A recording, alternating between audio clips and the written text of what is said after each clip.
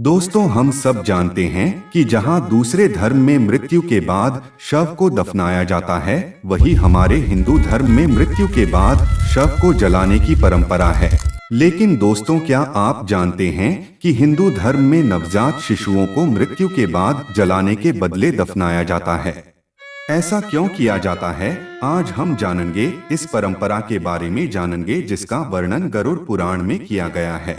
लेकिन दोस्तों, अगर आपने अभी तक चैनल को सब्सक्राइब नहीं किया है तो चैनल को सब्सक्राइब कर दीजिए। गरुड़ पुराण में कथा के अनुसार पक्षीराज गरुड़ के पूछने पर भगवान विष्णु उनसे कहते हैं, हे गरुड़, अगर किसी स्त्री का गर्भपात हो जाए या फिर यदि जन्म के बाद 2 वर्ष की उम्र तक किसी बालक या बालिका की मृत्यु हो जाए तो उसे जलाने के बजाय जमीन में गड्ढा खोदकर उसे दफना देना चाहिए और इससे अधिक उम्र के मनुष्य की मृत्यु होने पर उन्हें जलाना चाहिए।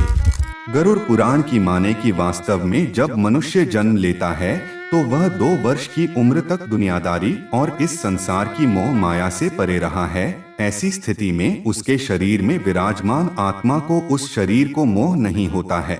ऐसे में जब कोई 2 वर्ष से कम उम्र का मनुष्य मृत्यु को प्राप्त होता है तो आसानी से उस शरीर का त्याग कर देता है, जबकि मनुष्य जैसे जैसे बड़ा होते जाता है और मोह माया में बंधते जाता है, ठीक वैसे वैसे शरीर में मौजूद आत्मा को उस शरीर से मोह होने लगता है और मृत्यु के बाद वे उस शरीर में तब तक दोबारा प्रवेश करने की कोशिश करते रहता है कि जब तक मृतक के शरीर को जला ना दिया जाए। गरुड़ पुराण की माने की अंतिम संस्कार मतलब दाह संस्कार शरीर से अलगाव का एक रूप है। जब शरीर को जला दिया जाता है तब वे अग्नि द्वारा मुक्त हो जाता है और इसके बाद उस आत्मा के पास कोई लगाव नहीं रहता।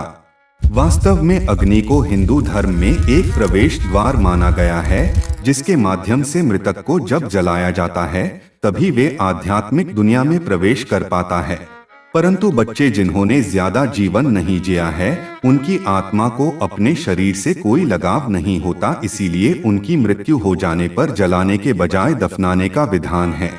इसके अलावा गरुड़ पुराण में यह भी बताया गया है कि शिशु के अलावा संत पुरुष और भिक्षुक को भी मृत्यु के बाद जलाने की वजह दफनाना चाहिए, क्योंकि ऐसा मनुष्य अपनी कठोर तपस्या और आध्यात्मिक प्रशिक्षण के बल पर अपने शरीर की सभी इंद्रियों पर नियंत्रित कर लेता है और 5 दोष यानी काम, क्रोध, लोभ, मोह, अहंकार पर विजय प्राप्त कर लेता है।